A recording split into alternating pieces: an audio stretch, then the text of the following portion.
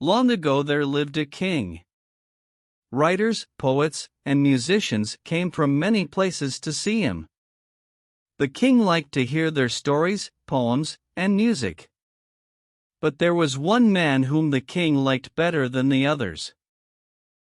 His name was Mahamud. He knew many tricks, sang funny songs, and danced well. He could make the king laugh, and the people called Mahamud the fool of the king. There was one thing that the king did not like in Mahamud. He ate very much. This little man ate from morning till night. The king thought, "My poor Mahamud will die soon if he eats so much." Then he called together all his ministers and servants and said, "Listen to me. For one day you must not give Mahamud anything to eat. Do not give him wine, nor fruit, nor meat. Do not give him even a piece of bread. He must not sit at my table. He must not have anything to eat the whole day." "Oh, yes, my king, that's right." "He is too fat," said one of the ministers. So the next day there was no place for Mahamud at the king's table. He went to the wall and stood there. He thought, "I shall wait.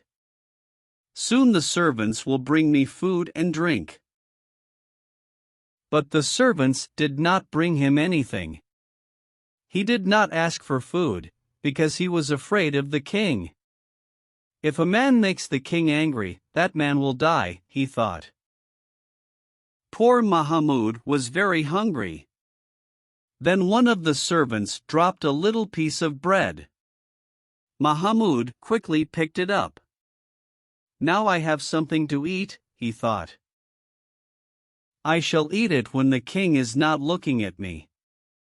When dinner was over, the poets read their poems, the musicians played, and the dancing girls began their beautiful dances. "Now the king is watching the dancing girls," thought Mahamud, "I shall eat my piece of bread." But the king was watching Mahamud all the time. He asked the musicians to stop, called Mahamud to come to him, and asked, "I hear that you have a donkey.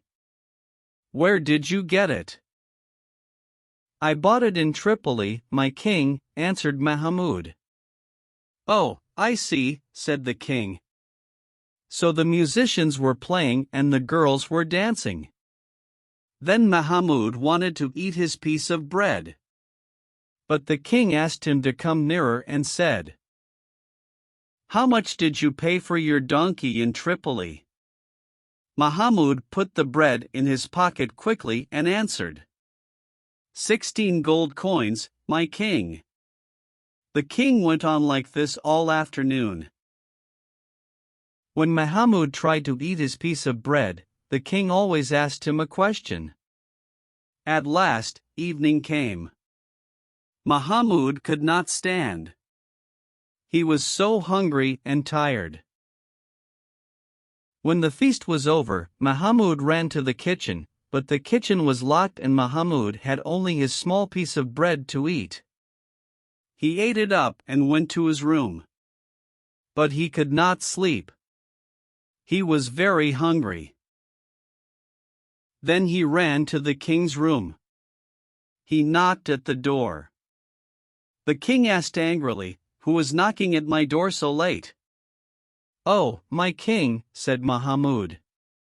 "I am sorry, but I must tell you that I did not buy my donkey in Tripoli, but in Benghazi." The king thanked him and told him to go away. A few minutes later Mahamud knocked at the door again. "Oh, my king, but I told you a lie this afternoon. I did not pay 16 gold coins for the donkey. I paid 20 gold coins for it."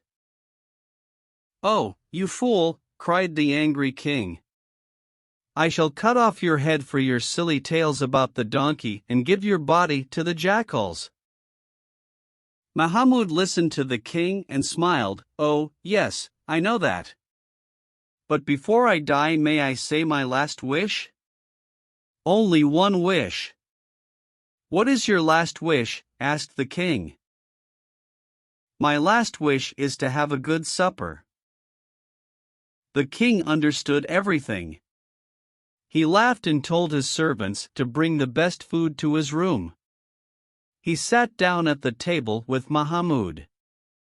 They ate and laughed until morning came. After that, Mahmud was never without food. And he was always happy.